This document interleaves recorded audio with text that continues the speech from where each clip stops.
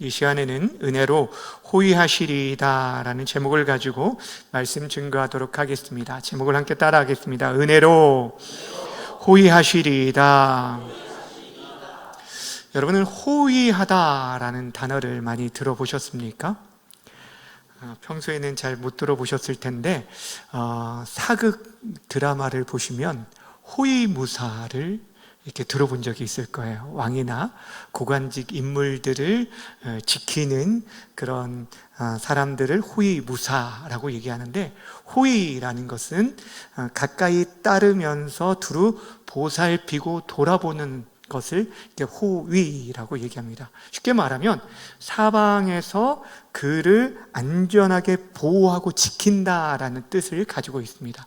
그러니까 이런 말로 하면은 그 사람을 밀착해서 보호해주는 보디가드나 이런 경호원들을 생각하시면 되겠습니다.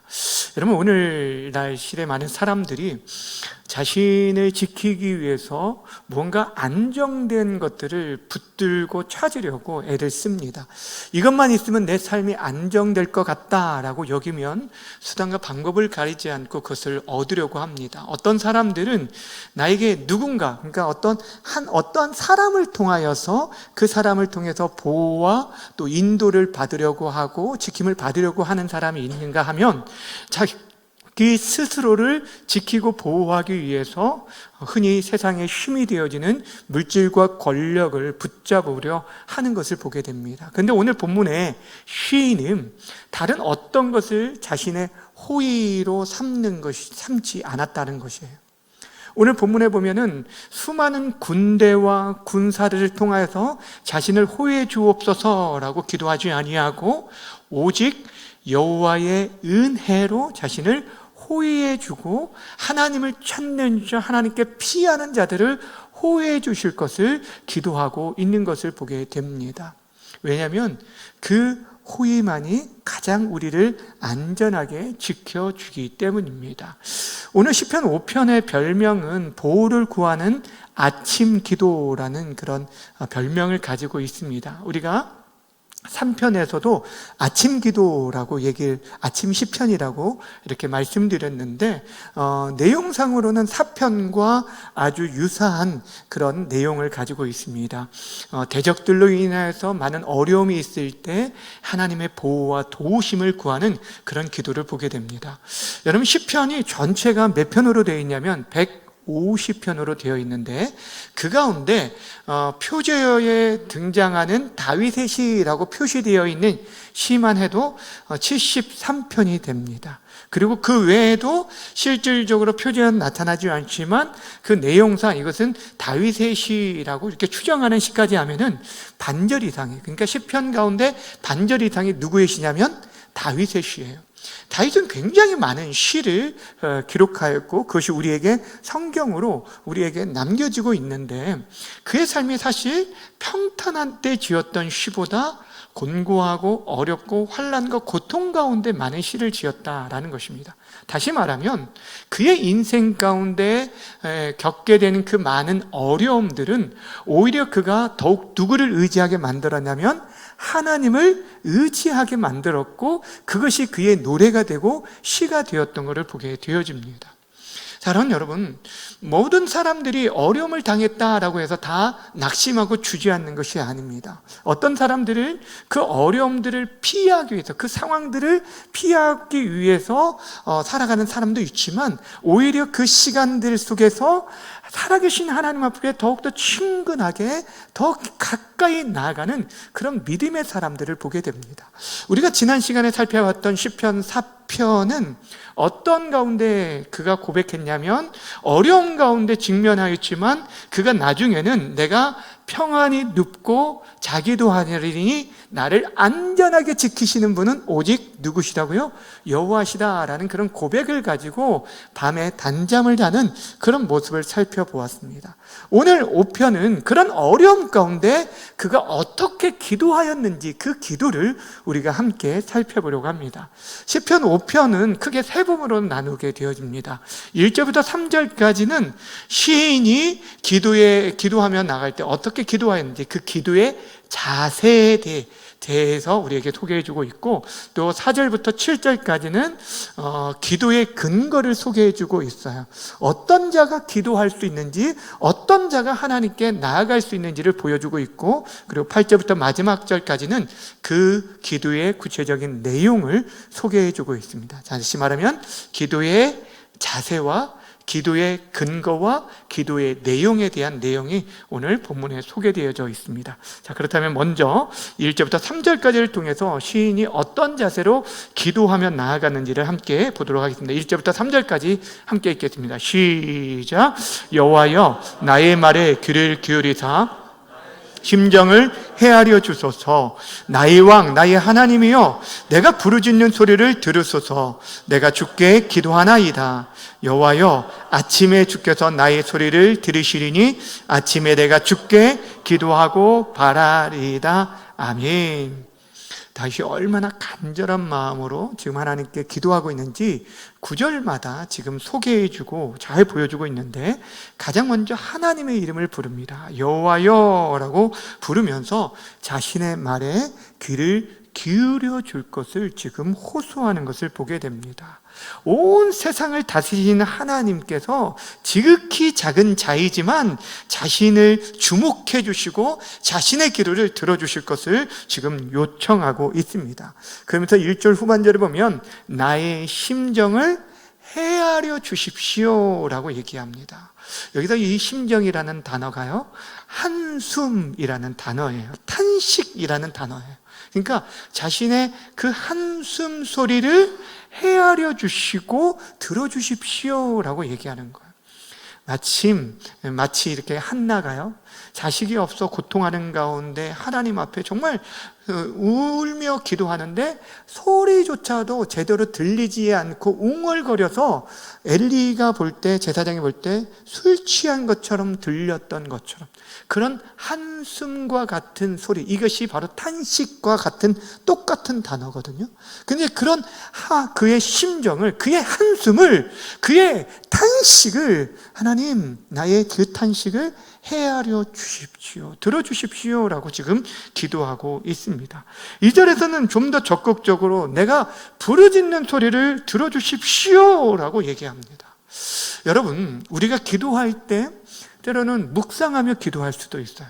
속으로 생각하면서도 기도할 수 있고, 또 때로는 우리들이 큰 소리로 부르짖기도 합니다. 그런데 여러분, 어떨 때 우리가 소리를 지르는가요? 정말 절박한 상황 가운데서, 다급한 가운데, 정말 급할 때는 우리가 소리를 지르게 되어집니다. 베드로가 주님께서 물 위를 걸어오시는 걸 보고 예수님께 뭐라고 부탁하냐면, 주님, 만일 주님이시면 나로 명하여서 이 물 위를 걷게 해 주십시오 라고 요청하게 되죠. 그때 물 위를 베드로가 걷게 될 거예요. 그런데 눈앞에 보이는 바람으로 인하여, 무서움으로 인해서 그가 빠져들게 될 때 그가 뭐라고 부르짖는지 아십니까? 주여 나를 구원하소서라고 얘기해요. 여러분, 이때 이 베드로가 정말 조용한 목소리로 차분한 마음을 가지고 주님, 저 좀 도와주세요 라고 했을까요? 그렇지 않았을 거예요. 아주 다급함으로, 정말 긴박함으로 지금 그는 부르짖었어요. 마치 지금 다윗이 그렇다라는 거예요. 자신이 지금 하나님을 찾는데, 자신의 목소리를 들어주시기를 구하는데, 자신의 한숨 소리뿐 아니라 때로는 그 부르짖는 그 소리에 들어주시기를 간구하는 그런 모습을 보게 됩니다. 여러분, 그러면서 그가 뭐라고 얘기하냐면, 하나님을 가리켜서 1절에서는 여호와여 라고 불렀지만 2절은 나의 왕, 나의 하나님이여 라고 얘기합니다. 무엇을 얘기하냐면, 다윗이 지금 하나님과의 그 관계 속에서 지금 기도하고 있는 것을 우리에게 보여주고 있어요. 자신이 지금 이스라엘의 왕이지만 실제적인 진정한 왕이 누구인지를 아셨냐면, 하나님이 진정한 자신의 왕이라는 걸 알았어요. 인생의 모든 생사화복, 그 모든 것들을 주장하시는 분, 그 주권자가 누구인 걸 아냐면 하나님이신 걸 알았기 때문에 나의 왕, 나의 하나님이라고 지금 부르짖고 나아가는 것을 보게 됩니다. 여러분, 다윗의 기도 속에서 또 한 가지 우리가 배울 수 있는 게 무엇이냐면, 지금 그 기도의 자세, 굉장히 간절함으로 또 부르짖으며 그렇게 기도하고 하나님의 이름은 관계 속에서 그 하나님의 이름을 불렀는데, 무엇보다 기도로 끝나지 않고 그 기도에 응답하실 것에 대한 확신을 가지고 소망 가운데 기다리고 바라며 기도했다라는 거예요. 이것이 3절에서 보면 잘 보여주고 있는데, 3절 제가 다시 읽어드릴게요. 여호와여, 아침에 주께서 나의 소리를 들으시니 아침에 내가 주께 기도하고 뭐하리라? 바라리이다. 자, 보세요. 아침에 주께서 나의 기도를 들으시리니 라는 것은 무엇이냐면 그 기도를 들어주실 것에 대한 확신을 가졌어요. 그 마음 가운데 믿음을 가지고 기도하고 있는 거예요. 그러면서 아침에 내가 주께 기도하고 이제 어떻게 하겠다는 거예요? 바라겠습니다 라고 나아가고 있는 것을 보게 되어집니다. 여러분, 한마디로 말하면 지금 이 다윗의 1절부터 3절까지 기도의 태도를 한마디로 말하면 간절함이 있었다. 그 간절함에는 확신 있는 믿음이 있었고, 그래서 소망 가운데 지금 기다리는 것을 보게 됩니다. 여러분, 우리 기도 속에서 이 기도가 정말 들려질까라는 그런 마음을 가지고 아예 기도조차 시도하지 못하는 부분들이 있는데, 실질적으로 잘 생각해 보세요. 우리가 기도하지 못하는 이유가 크게 두 가지가 있어요. 어떤 이유냐면, 첫 번째는 그 기도가 정말 그 기도의 필요성을 온전히 알지 못하기 때문이에요. 이것이 나에게 정말 중요하고 필요한지를 모르면 실제 구하지 않아요. 이것이 진짜 내 인생 가운데 너무너무 필요하고 하나님의 도우심이 절실히 필요하다는 걸 아는 사람은 이것을 구할 수밖에 없습니다. 또 한 가지 기도하지 않는 이유가 무엇이냐면, 그 기도를 하나님께서 응답해 주실 확신이 없을 때 우리가 기도하지 않는 거예요. 여러분 잘 보세요. 여러분들이 지금 중요한 문제인데도 불구하고 이 문제를 하나님께 기도했을 때 들어지지 않을 거라고 생각하니까 아예 기도조차 시도하지도 않는다라는 거예요. 근데 여러분, 중요한 게 뭐냐면 우리의 자세 가운데 오늘 다윗의 모습처럼 우리 안에 간절함이 있어야 하는데, 그냥 간절함이 아니라 그 기도가 하나님 앞에서 응답되어질 것을 믿고, 또한 그 기도가 나에게 지금 필요한, 아니 그 기도 응답이 나에게 절실히 필요하다는, 하나님의 도움이 없이는 내가 단 한순간도 살 수 없다라는 그런 간절한 그런 있을 때 우리가 하나님께 찾고 구하고 두드리게 되어지는 것이에요. 오늘 이 다윗이 그러한 자세로 하나님 앞에 나아간 것들을 보게 됩니다. 앞에서 베드로가 그 물에 빠졌을 때 여러분 누구를 불렀다고 했죠? 주여 나를 구원하소서. 여러분, 이건 비명과 같은 소리를 아마 질렀을 거예요. 여러분 생각해 보세요. 두 가지 있습니다. 여러분이 물에 빠졌어요 지금. 자, 옆에는 배에 타고 있는 제자들이 있습니다. 이 제자들은 어부 출신이잖아요. 제자들이 옆에 있습니다. 그리고 그 앞에는 누가 있냐면 물 위에 떠 계신 예수님이 있습니다. 여러분 같으면 누구에게 요청을 할 거예요? 여러분 믿음이 좋아요. 저는요, 사실 그런 상황이었으면 누구에게 요청하냐면 예수님이 아니라 배에 타고 있는 제자들에게 좀 구해달라고 요청하는 게 더 안전할 것 같지 않습니까? 그런데 지금 베드로가 누구에게 구했냐면 예수님께 구했어요. 물 위에 떠 있는 예수님께 구했다는 거예요. 이것이 바로 진짜 믿음이에요. 그러니까 우리에게 있어서 다른 어떠한 나에게 진짜 나의 구원의 주가 누구인지, 내 인생을 지탱해주고 붙들어 주실 분이 누구인지를 알 때 우리가 예수님께만, 주님께만 바르게 찾고 구할 수 있게 되어지는 것입니다. 바라고 원하기는 오늘 다윗이 간절함으로 주님 앞에 그 이름을 부르며 나의 왕 나의 하나님, 나의 기도를 들어주십시오, 나의 심정을 헤아려 주십시오, 나의 부르짖는 기도를 들어주십시오 라고 기도했던 것처럼, 내가 때로는 한숨이 나와서 정말 온전히 소리를 내어 기도하지 못하는 그런 울부짖음 가운데서도, 나의 신음과 탄식 가운데서도, 나의 때로는 그 부르짖는 기도 가운데서도 우리의 기도를 들어주시고 응답해 주실 하나님만을 바라보고 기도할 수 있는 저 여러분 모두가 되어주기를 주님의 이름으로 간절히 축원합니다. 이제 두 번째, 4절부터 7절까지를 통해서 이 다윗의 기도의 근거를 함께 살펴보려고 합니다. 여러분, 우리의 기도의 응답은 무엇을 근거로 이루어질까요? 여러분이 기도의 양, 저는 기도의 양도 너무 중요하다고 생각하는데, 기도의 양이 여러분의 기도의 응답의 근거가 될까요? 여러분이 어떤 그 전에 기도하기 전에 삶의 태도가 여러분의 기도의 응답이 되어질까요? 1번, 2번, 3번 하나님과의 여러분의 관계가 여러분의 기도의 근거가 될까요? 오지선다형도 아니고 삼지선다형. 3번, 그렇죠, 3번이에요. 제가 늘 말씀드렸듯이 우리의 기도의 근거는, 응답의 근거는 다른 것에 있지 않아요. 우리 자신에게 있는 게 아니라 우리와 하나님과의 관계 속에 있어요. 우리의 기도를, 우리에게 뭔가를 주실 그분과 우리와의 관계가 어떠하느냐가 너무너무 중요한 거예요.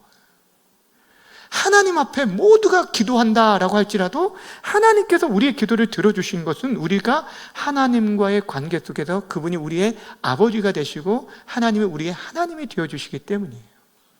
여러분, 이재명 대통령이 큰 권세를 가지고 능력을 가지고 있어요. 그렇죠, 힘이 있죠. 근데 그렇다 할지라도 제가 그분께 구할 수가 없어요.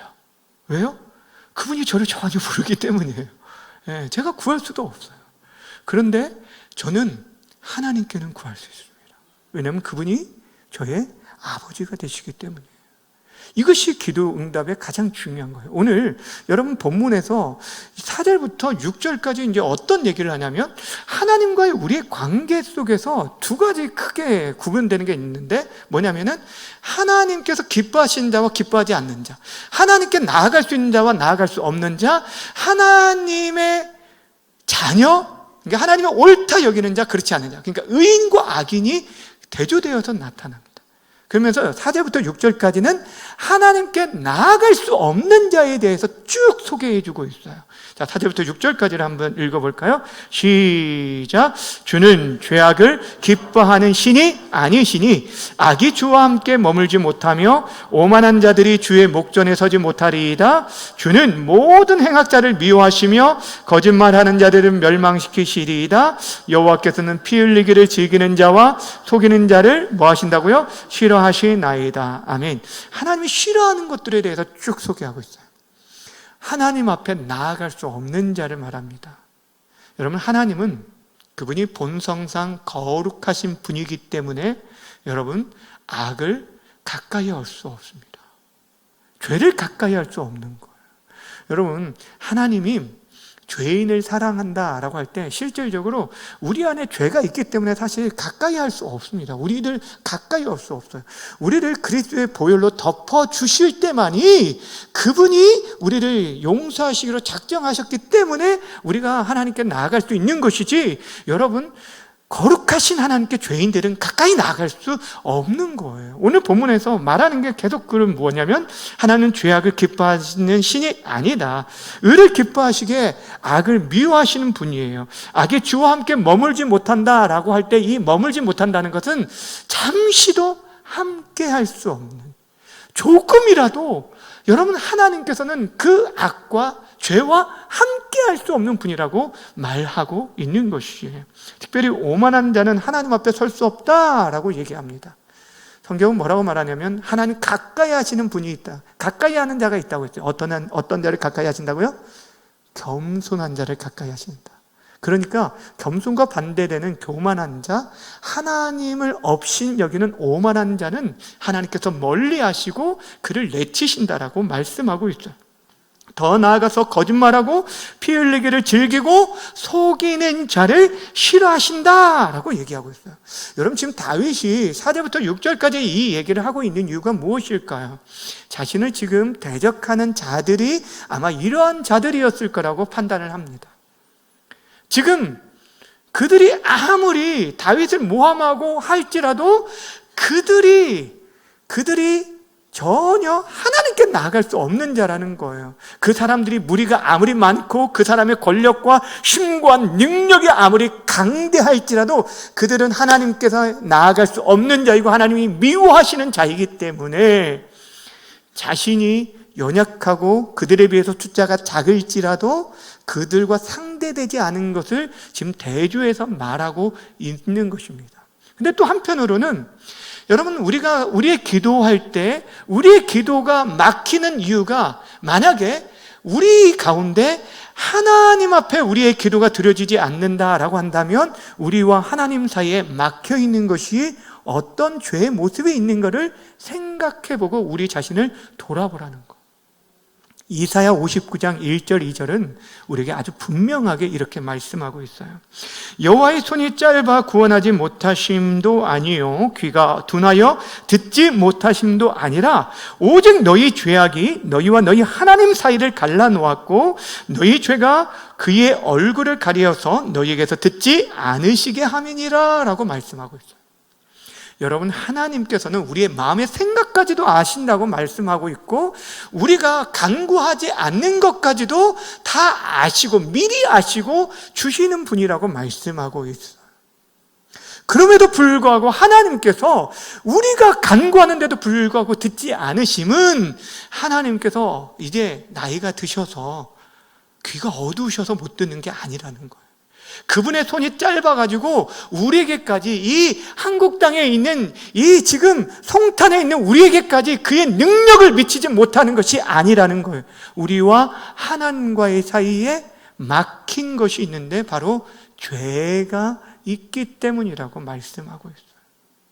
그러니까 이 죄의 문제, 여러분, 이 문제가 해결되어질 것을 말씀하고 있어요. 자, 그런데 오늘 다윗이 그런 가운데서 지금 악인들은 하나님께 가까이 나아갈 수 없다라고 얘기하면서 7절에서 이렇게 얘기합니다. 7절 말씀 함께 읽어볼까요? 시작. 오직 나는 주의 풍성한 사랑을 힘입어 주의 집에 들어가 주를 경외함으로 성전을 향하여 예배하리이다. 아멘. 지금 다윗이 뭐라고 이야기하면 오직 나는 성전을 향하여 예배할 것이다. 내가 오직 나는 성전을 향해서 기도하고 찬양하며 하나님께 나아갈 것이다 라고 얘기하고 있거든요. 자, 그렇다면 다윗은 죄가 전혀 없기 때문에 그렇게 나아가는 걸까요? 그가 그렇게 기도할 수 있는 근거가 자신의 깨끗함에 있을까요? 그렇지 않습니다. 오늘 중요하고 우리가 주목해야 할 것이 바로 7절의 말씀입니다. 여러분, 다윗이 이 시를 언제 적었는지 기록했는지 우리는 전혀 알지 못하지만 그가 밧세바 사건이 아닐지라도 그는 분명 하나님 앞에 나가기에 부족한, 그 또한 부족한 인생이면 틀림없다라는 것이에요.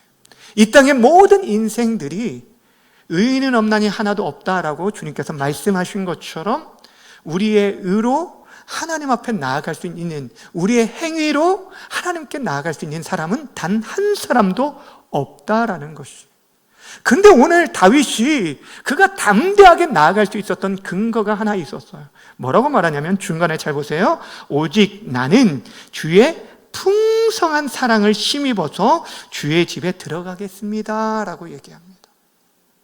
무엇을 얘기하냐면 자신의 어떤 의가 아니라 하나님의 그 풍성하신 사랑을 가지고 나아가겠다라는 거예요. 여기서 말하는 사랑이라는 이 단어가 히브리어에서 가장 중요한 단어 중에 하나라고 했죠. 헤세드입니다. 이 헤세드는 하나님의 언약에 기초한 사랑을 말하는 거예요. 그래서 제가 늘 얘기하는 은혜, 자비, 긍휼, 인애 이런 단어들이 거의 헤세드라는 단어예요. 너무너무 중요한 단어. 하나님께서 그 풍성하신 은혜로, 여러분, 우리가 주일에 살펴봤던 게 무엇입니까? 이스라엘 백성들이 계속적으로 하나님의 말씀을 떠나 불순종하고 반역하였던 패역한 자들이었는데도 그럼에도 불구하고 하나님은 저들에게 언제나 신실하셨다라고 말씀드렸어요. 그 신실한 사랑에 의하여서 다시 한번 긍휼을 구하고 하나님께 나아가는 거예요. 그래서 그는 어찌 보면 굉장히 두렵고 떨림으로 하나님께 나아가는 거예요. 오늘 말씀에 보면 7절에 그래서 주를 경외함으로 두렵고 떨림으로 나아간다라고 말씀하고 있는 것이, 이것이 진짜 예배하는 자의 모습이에요. 여러분, 우리의 힘으로 가는 게 아니라요, 주의 풍성하신 사랑을 힘입어서, 그의 언약을 힘입어서, 그 십자가의 사랑, 그 약속을 의지하고 우리가 나아가는 거예요. 그 보혈 앞에 있을 때만이 우리의 모든 죄를 덮으시고 우리를 의롭다 여기시고 다시는 정죄하지 아니하시는 그 하나님 앞에 우리가 당당히 나아갈 수 있는 거예요. 그럼에도 불구하고 두렵고 떨림으로 나아간다. 이 경외는요, 결국에 어떤 마음이, 어떤 자세냐면 하나님의 다시금 용서와 사랑을 기억하면서 하나님의 말씀에 순종함으로 나아가는 자세가 경외예요. 진짜 두렵고 떨림으로 나아가는 사람은요, 하나님의 말씀에 순종하게 되어져 있어요. 오늘 그것을 말씀하고 있는 것입니다. 사랑하는 여러분, 하나님을 경외함이 없이는 우리가 온전히 예배할 수가 없어요. 다시 말하면 계속해서 죄를 가지고서는 하나님께 예배할 수 없다라는 거예요. 이사야 1장 15절 말씀 함께 읽어볼까요? 이사야 1장 15절 시작. 너희가 손을 펼 때에 내가 내 눈을 너희에게서 가리고 너희가 많이 기도할지라도 내가 뭐하지 않는다고요? 듣지 아니하리니 이는 너희의 손에 뭐가 가득하게? 피가 가득하게. 죄가 있는 사람, 여러분, 하나님 많이 기도할지라도 듣지 않는데 우리 손에 죄가 가득할 때, 여러분, 믿는 자들은 하나님과 함께 할 수 있는 자죠. 예배할 수 있고 우리가 기도할 수 있죠. 그의 보혈을 의지하며 나아갈 때, 그러니까 이 죄의 문제를 계속적으로 해결하며 나아가는 게 너무너무 중요해요. 분명 우리가 예수님을 믿고 하나님의 자녀가 된 우리들이 죄를 또 범할 때 우리가 하나님과의 그 관계가 깨어지는 것은 아니지만 그 관계가 멀어지는 것은 사실이에요. 여러분, 부부도 마찬가지네. 그 관계가 늘 언제나 좋지만은 않잖아요. 근데 여러분, 그 서로에 대한 어떤 불편함, 서로에게 대한 말이나 행동, 이런 것들을 통해서 마음을 상하게 하면 그 관계가 좀 멀어지게 되잖아요. 하나님과의 관계가 그렇다는 거예요. 근데 우리의 기도의 응답의 근거가 하나님과의 관계에 있기 때문에 그 죄에 대한 부분들을 우리가 즉시 해결하고, 그리고 그 은혜를 기억하면서 그 풍성하신 사랑, 계속적으로 우리가 연약하지만 그 연약함을 더 뛰어넘는 더 크신 하나님의 긍휼하심과 은혜를 구하면서 나아갈 수 있는 저와 여러분들 되어지기를 주님의 이름으로 간절히 축원합니다. 자, 이제 세 번째, 다윗이 기도한 구체적인 내용을 보도록 하겠습니다. 그 전까지는 그의 기도의 내용이 나오지 않고 그 상황들을 쭉 설명하고 있다면, 이제 그의 구체적인 기도의 내용이 나오는데 8절 말씀 함께 보겠습니다. 시작. 여호와여, 나의 원수들로 말미암아 주의 의로 나를 인도하시고 주의 길을 내 목전에 곧게 하소서. 아멘. 지금 다윗의 기도, 한마디로 말하면 하나님의 인도하심을 구하는 기도였어요. 자신의 삶에 지금 원수들의 공격이 분명히 있지만 그 가운데 그 사람들은 그 길을 막고 방해하고 그 길을 걸어가는 데 있어서 우리를 힘들게 할 수도 있지만, 하나님께서 내 인생의 목자가 되어주셔서 사람들의 말이 아니라, 사람들의 목소리가 아니라 하나님이 인도하시는 그 길 가게 해 주십시오. 그 길이 가장 빠른 지름길이고 고든 길인 줄 믿습니다라는 그런 기도인 거예요. 사람들은 모두가 여기로 가는 게 맞아, 이것이 잘 사는 길이야, 모든 사람들이 이 길로 가는 게 자잖아, 편안한 길을 선택해라고 얘기를 합니다. 그런데 여러분, 다른 사람이 가지 않는 길이라 할지라도 하나님께서 기뻐하는 길이라면 우리가 그 길을 걸어가야 돼요. 하나님이 정말 우리에게 원하시는 길이라면 남들은 좀 편한 길을 가라고 하고 남들은 좀 더 쉴 수 있는 길을 찾으라고 얘기하지만 우리 인생은요, 이 땅에 한 번뿐인 인생이기 때문에 사명의 길을 쫓아 살아가야 돼요. 제가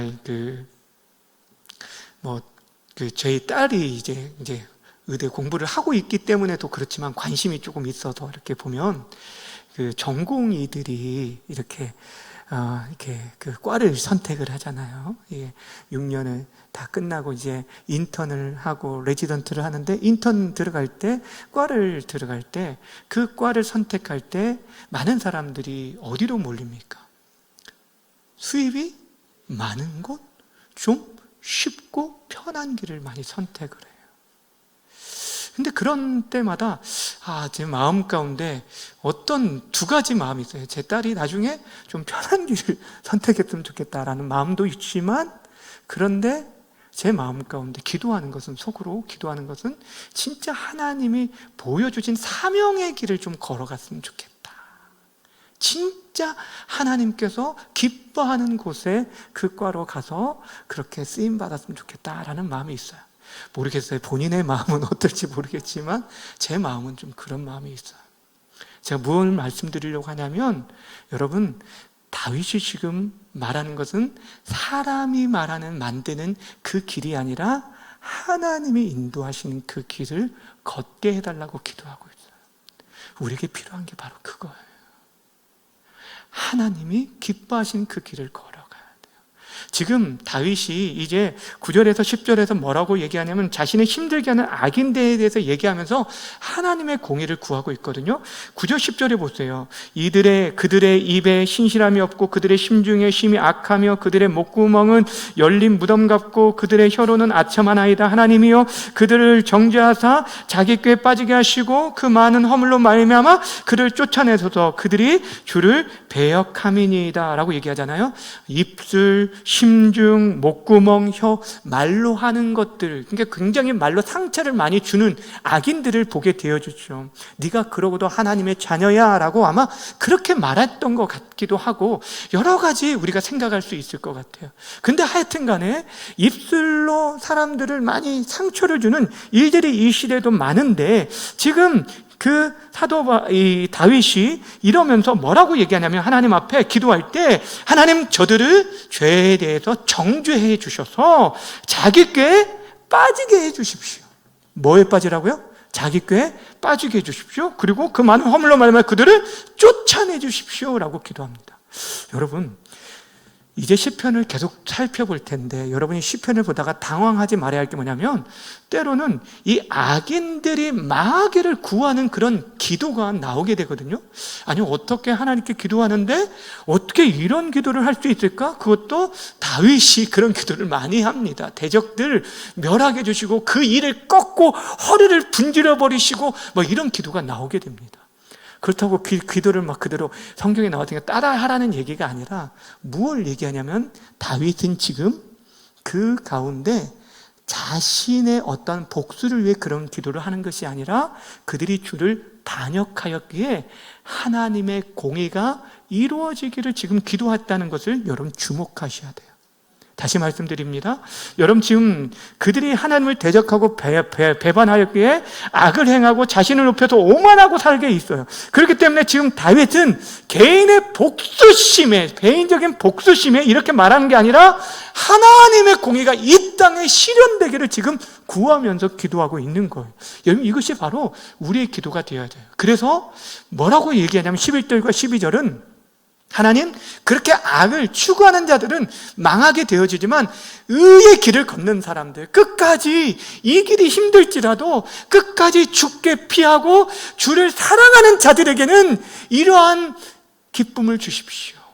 세상이 주는 기쁨이 아니라 하나님이 주는 기쁨과 즐거움이 있게 해주시고 그 의인들에게 복을 주시고 그들을 은혜로, 그들을 방패처럼 은혜로 저들을 호위해 주십시오 라고 기도하는 것이 바로 11절과 12절의 기도예요. 자, 11절, 12절 함께 읽어볼까요? 시작. 그러나 주께 피하는 모든 사람은 다 기뻐하며 주의 그 보호로 말미암아 영원히 기뻐 외치고 주의 이름을 사랑하는 자들은 주를 즐거워하리이다. 여호와여, 주는 의인에게 복을 주시고 방패로함 같이 은혜로 그를 호위하시리이다. 아멘. 11절과 12절은 사실 이 시인의 기도문과 같은 거예요. 하나님, 저들을 기쁘게 해주십시오. 즐겁게 해주십시오. 저들을 보호해 주십시오. 주님은 의인에게 복을 주시는 분이 아니십니까? 그러니 방패로 함같이 저들을 호위해 주십시오라고 지금 기도하고 있는 거예요. 여러분, 여기서 사용되는 방패라는 단어는요, 머리부터 발끝까지 온몸을 막아주는 큰 방패를 말합니다. 손방패, 작은 방패를 말하지 않습니다. 그만큼 여러분 무엇을 얘기해요? 하나님의 그 은혜로 그 인생을 덮어주셔서 그의 인생이 사람들이 볼 때는 정말 지금 잘못된, 지금 고난의 길로, 망하는 길로 가는 것 같아 보이지만 하나님 그 인생에 복을 주십시오. 세상이 주지 못하는 참된 기쁨을 누리게 해 주십시오. 즐거움을 누리게 해 주십시오. 승리를 경험하게 해 주십시오 라고 지금 간구하고 있는 거예요. 하나님의 보호하시고 지키심으로 말미암아서. 이것이 다윗이 지금 기도하고 있는 거예요. 근데 어떤 자에게요? 뭐라고 말합니까? 11절에 주께 피하는 모든 사람. 다윗 자신에게만 아니에요. 주께 피하는 모든 자들에게, 주를 사랑하는 모든 자들에게 이런 은혜를 주시라라고 지금 간구하고 있는 것입니다. 이것이 바로 어찌 보면 먼저 주의 나라와 의를 구하는 기도예요. 하나님의 공의가 이 땅에 펼쳐지기를 위해 기도해요. 자기 자신만을 위해서가 아니라. 그리고 의인들, 여전히 그의 길을 걸어가고 있는, 이 마지막 시대에 그 믿음의 길을 여전히 걸어가고 있는 사람들, 많은 사람들이 넓은 길로 가지만 좁은 길, 이 믿음의 길, 믿음으로 살아가는 게 힘들지만 이 길을 걸어가는 자들에게 하나님, 저들을 즐겁게 해주십시오. 기쁘게 해주십시오. 세상이 알지 못하는 참된 은혜를 부어주십시오. 그리고 하나님의 은혜로 저들을 방패같이 보호해 주십시오. 여러분, 우리가 서로서로를 그렇게 축복하기를 바랍니다. 여러분, 우리의 기도를 영혼의 호흡이라고 말합니다. 뭐라고 얘기한다고요? 여러분의 호흡. 왜 영혼의 호흡이라고 할까요? 숨을 쉬지 못하면 살지 못하기 때문이기도 하죠. 우리에게 꼭 필요한 거예요. 그런데 어찌 보면 영혼의 호흡이라고 하는 것은 사실 우리 그리스도인들에게 이 기도는요, 사실 자연스러워야 돼요. 정상적인 사람 숨 쉬기 위해서 애쓰지 않아요. 자연스럽잖아요. 근데 우리의 기도가 정말 그래야 돼요. 매 순간에 하나님을 의지해야 한다는 거예요. 순간순간.